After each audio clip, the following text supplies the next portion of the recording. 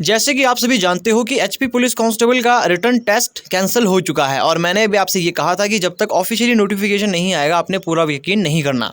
तो officially notification भी आ चुका है जिसमें ये साफ साफ कहा गया है कि जो एग्ज़ाम है वो कैंसिल हो चुका है और ये कहा गया है संजय कुंडू जी के द्वारा। अब यहाँ पर बहुत से बच्चों को ये डाउट आ रहा था कि सर अब हम अपनी तैयारी कैसे करें, क्योंकि एग्ज़ाम आपका मई महीने में ही होगा।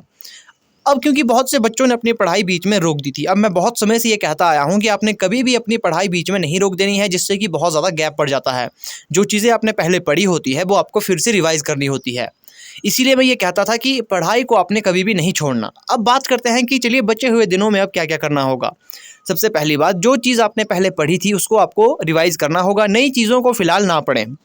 बाकी इस बार आपने इस धोखे में नहीं रहना कि जैसा एग्ज़ाम पिछली बार आया था, जो आपका एग्ज़ाम हुआ था 27 मार्च को, वैसा ही एग्ज़ाम आपका ज़रूरी नहीं, वैसा ही ईज़ी लेवल का एग्ज़ाम आपका अब आने वाले समय में भी हो।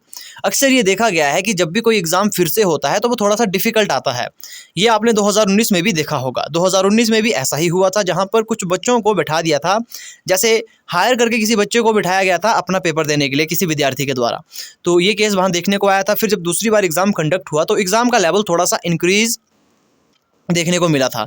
तो यही बात यहाँ पर भी लागू हो सकती है। तो हो सकता है यहाँ पर भी जो लेवल होगा वो थोड़ा-सा हाई होगा, इंक्रीज़ होगा थोड़ा-सा लेवल। तो इसीलिए आपने जो तैयारी करनी है, अब थोड़ी-सी अब अपने लेवल की करनी है, क्योंकि इस बार आपने देखा होगा ईज़ी एग्ज़ाम आया था।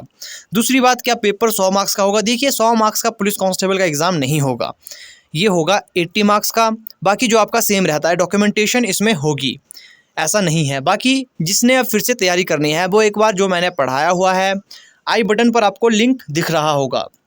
मैथ रीजनिंग मैंने करवाया हुआ है, क्योंकि जो टॉपिक मैंने करवाए थे, बहुत से टॉपिक थे जैसे ऑर्डर एंड रैंकिंग, जो क्वेश्चन मैं करवाया हुआ था बिल्कुल वैसे ही क्वेश्चन वहाँ पड़े थे। तो आपने एक बार उन्हें ज़रूर देख लेना है। बाकी सीटिंग अरेंजमेंट ज़रूरी नहीं कि इस बार भी 3 मार्क्स की पड़े और ईजी पड़े, थोड़ा-सा लेवल आपको हाई देखने को मिलेगा। जो लेवल आपने देखा था इस बार जो एग्ज़ाम हुआ था उसी लेवल पर ना रहें। इस बार बहुत ईज़ी लेवल का एग्ज़ाम आया था, ये बच्चों ने देखा है। दूसरी बात, टाइम मैनेजमेंट के ऊपर आपने ध्यान देना है। जो गलती पिछली बार आपसे हुई थी वो गलती आप ना दोहराएँ। ये आपको एक और मौका यहाँ पर मिल रहा है। अब यहाँ अच्छी बात उन बच्चों के लिए था जिनकी टाइमिंग की वजह से एग्ज़ाम क्वालिफाई नहीं हो पाया। बुरी बात उन बच्चों के लिए भी है जिन्होंने एग्ज़ाम अपनी मेहनत से क्वालिफाई किया था। देखिए आपको फिर से अब मेहनत करनी पड़ेगी।